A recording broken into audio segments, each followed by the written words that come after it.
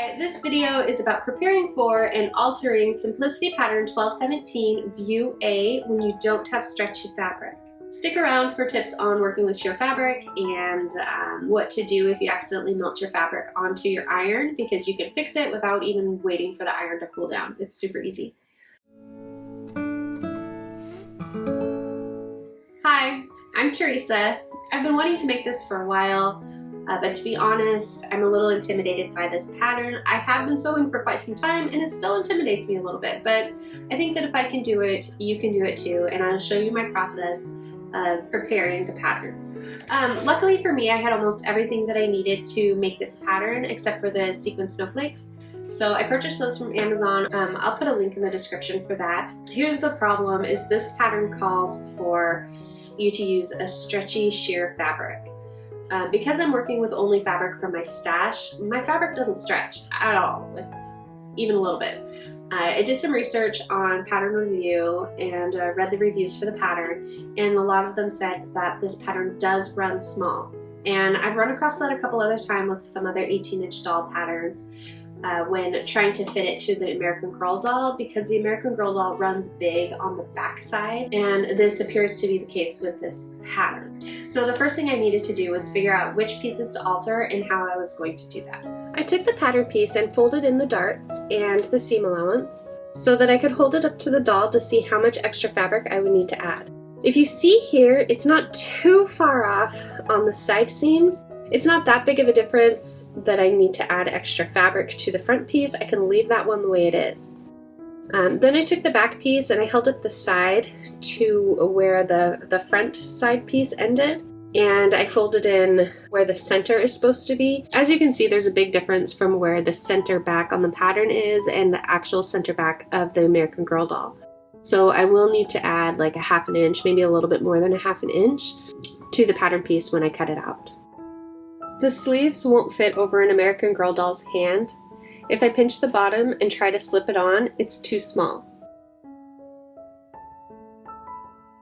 It starts to fit a little below the triangles. So when I cut out the sleeve, I need to make sure that the bottom is at least that wide. To alter the pattern piece 8, I first traced it onto a piece of paper, making sure that it is a little more than ½ inch wider down the length of the center seam. I do the same with pattern pieces 2 and 7, and then also with pattern piece 5, adding a little more than ½ inch to the center back seam only. When it came to the sleeve, I made sure the bottom of the sleeve was 5 inches in width, keeping the shoulder seam the way it was. I just added equally to both sides of the end. So I just centered the end of the sleeve in between those 5 inches. So once again, I altered pieces 2, 3, 5, 7, and 8. I will also alter the applique pattern piece 9, but I end up doing that a little bit different than the others because it's an applique. For this project, I didn't want to cut up the applique pieces. Typically when working with applique pieces, I like to keep them all together. These are pretty big, so it would have been okay if I would have cut them out, but I decided to make a separate pattern piece with the alterations on that. This is easy to do. I just took the pattern piece and I taped it to my slider door, and then I took some printer paper and taped it on top and traced the original pattern piece. And then once that was done, I added the extra ½ inch to the back center seam and I cut it out. If you've never made an applique before, you may not have ever worked with fusible webbing. Fusible webbing is basically glue that you can iron onto your fabric and it won't damage it. It's wonderful. I love it. There are lots of different kinds of webbing. This pattern calls for no-sew fusible paperback webbing. You can find it on the interfacing aisle at Joann's. The Walmart by my house also carries it, and I'm sure the other big craft stores that carry fabric and stuff would carry fusible webbing as well. The glue side is shiny and a little bit bumpy. You take the glue side and lay it on the wrong side of your applique and iron it on.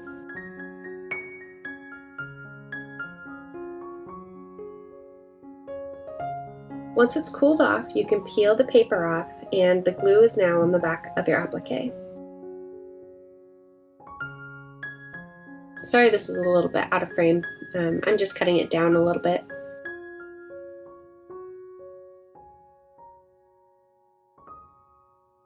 Okay, so now I take my applique and I put it on top of my fabric with the glue side down to the right side of my fabric, and I iron it down.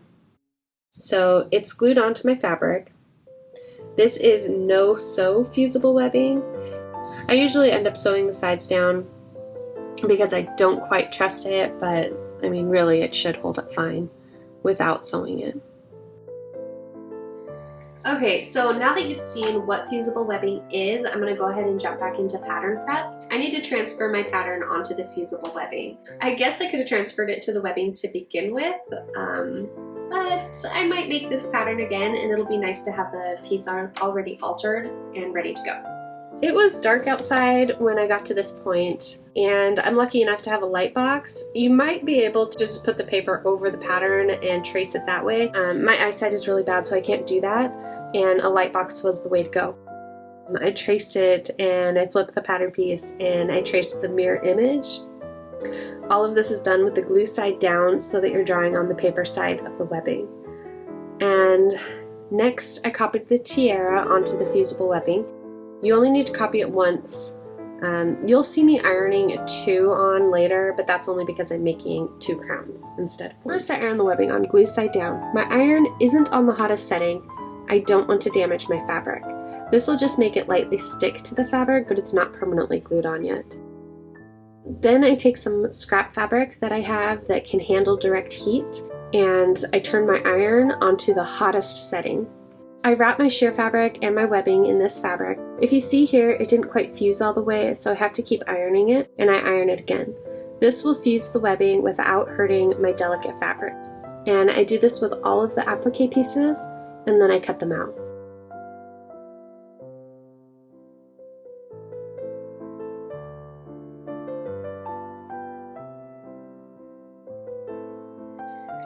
Working with sheer fabric can be a real pain. If you follow the directions and you're using a stretchy sheer fabric, you're probably not going to have the same problems that I'm having here. But I'm not using the sheer stretchy fabric. I'm using just plain sheer. I don't exactly know what this fabric is. It was given to me. It's beautiful and I love it, but it is not ideal for making this dress. The sheer fabric has a tendency to shred at the seam line, and it also melts if you forget to turn your iron down. Okay, guys, here's my practice piece. I serged the ends, and I only have to lightly pull on it and the fabric completely falls apart, which is not exactly what you want for a doll dress that's meant to have a child play with it.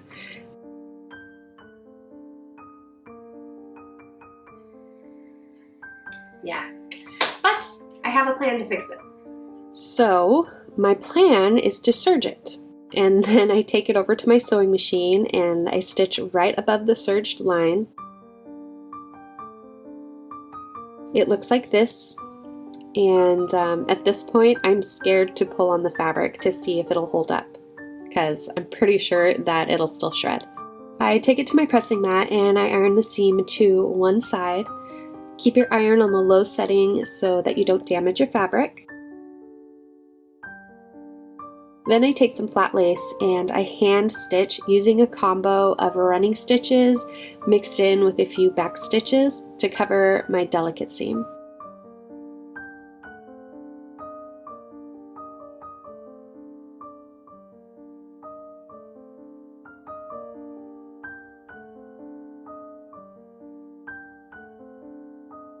I can now pull on this and it will stay together, and I'm confident that I can give it to my child and they will not destroy it, hopefully. Okay guys, if you accidentally melt your fabric, well, first of all, the melted fabric is now garbage, and second of all, your iron now has melted fabric on it and it's a mess. You don't have to wait for your iron to cool. Just grab a dryer sheet and use a hard surface. I found that corners work the best, and you run your iron over it. It gets kind of oily, Make sure that it's nice and covered. Then take a paper towel and iron it. This will soak up all the oil, and the plastic, glue, fabric, whatever is stuck on your iron will come right off. And you can continue on with your projects, no harm done, and your iron is as good as new. Whenever you're working with delicate fabric, always make sure that you use a fresh needle. Preferably use one specifically for delicate fabric and not just a universal needle. However, this is all I have right now, so it'll have to do. I cut everything out off camera, but I'm going to go through piece by piece so that you can see my fabric choices.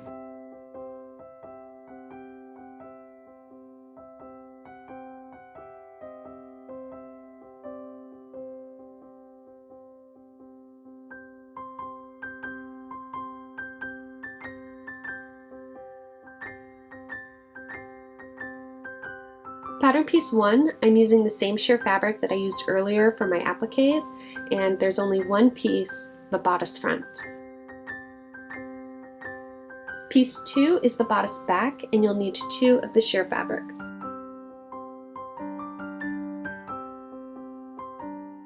Piece 3 is the sleeves, and you'll need 2 of the sheer.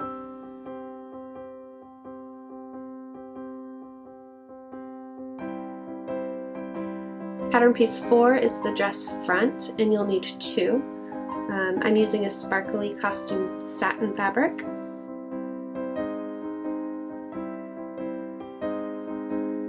I use the same fabric for pattern piece 5, the skirt back, and you'll need 2 pieces.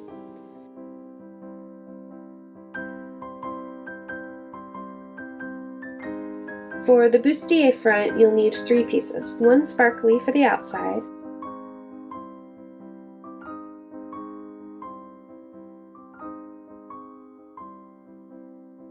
the pattern says to cut a sheer piece for the inside. I didn't have enough of that fabric, so I'm using some fusible interfacing instead. Then for the inside, or the lining of the bustier, I'm using the same fabric that I used for the skirt. You'll need to cut out 6 pieces of pattern piece 7, sparkly on the outside, interfacing or sheer fabric for the middle, and then you'll need your lining fabric. For pattern piece 8, I'm using this sparkly snowflake net. It's pretty thin, it's very delicate.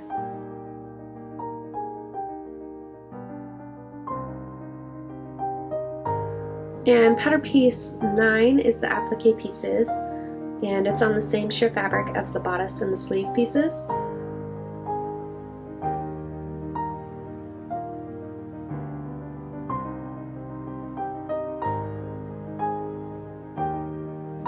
Pattern piece 10 is the crown piece, and you can see that I just used the same sheer fabric again.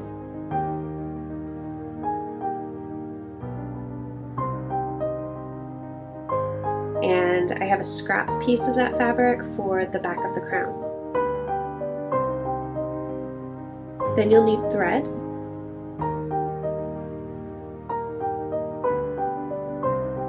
You'll need hook and loop tape, also known as Velcro. Now I'm using flat lace to reinforce the seams of my sheer fabric. Here are my snowflake sequins. I'll put a link in the description. This is the only thing that I had to purchase.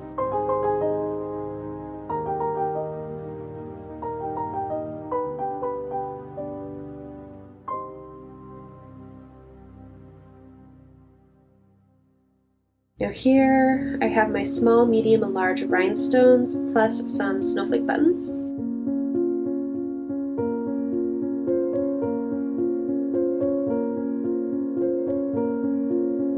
You'll need E6000 glue.